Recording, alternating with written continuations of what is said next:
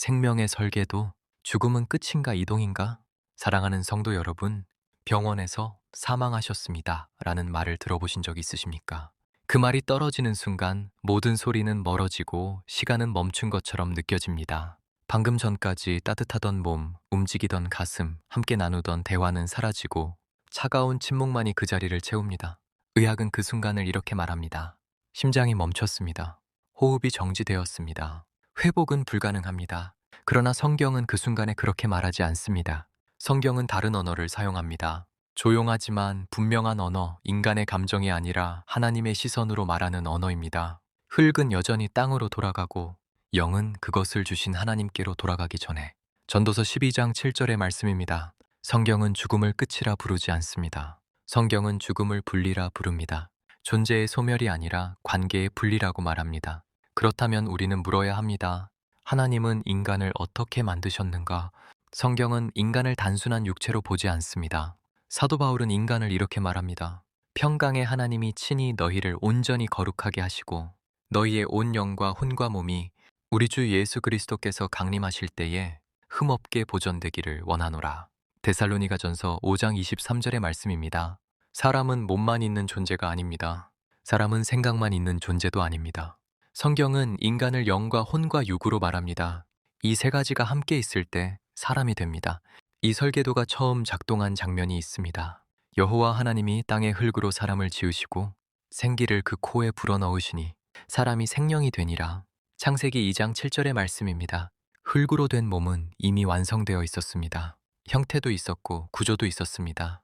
그러나 그 몸은 움직이지 못했습니다. 생기가 들어오기 전까지는 아무것도 하지 못했습니다. 하나님의 생기가 들어가자 그때 비로소 사람이 되었습니다. 호흡이 시작되었고 의식이 시작되었고 하나님과 교제할 수 있는 존재가 되었습니다. 그렇다면 다시 묻게 됩니다. 죽음이란 무엇입니까? 성경은 죽음을 이렇게 정의합니다. 영혼 없는 몸은 죽은 것이라. 야고보서 2장 26절의 말씀입니다. 죽음은 몸이 사라지는 사건이 아닙니다. 죽음은 영이 몸을 떠나는 사건입니다. 그래서 전도서는 다시 말합니다. 영은 그것을 주신 하나님께로 돌아간다. 전도서 12장 7절의 말씀입니다. 영은 사라진다고 말하지 않습니다. 영은 소멸된다고 말하지 않습니다. 영은 돌아간다고 말합니다. 이제 요한복음 11장으로 가봅니다. 나사로가 죽었습니다. 사람들은 울고 무덤은 닫혔습니다. 모든 것이 끝난 것처럼 보였습니다. 그때 예수님은 이렇게 말씀하십니다. 우리 친구 나사로가 잠들었도다.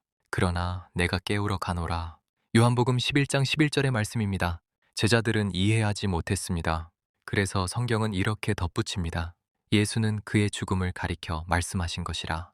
요한복음 11장 13절의 말씀입니다. 예수님은 죽음을 모르신 것이 아닙니다. 예수님은 죽음을 가볍게 여기신 것도 아닙니다.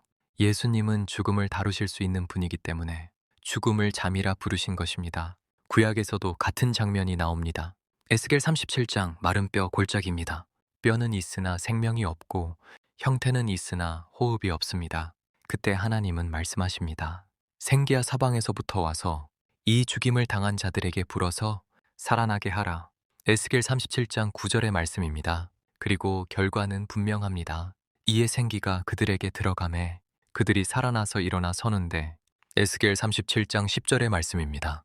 성경은 복잡하게 말하지 않습니다. 생기가 들어가면 삽니다. 생기가 떠나면 죽음입니다.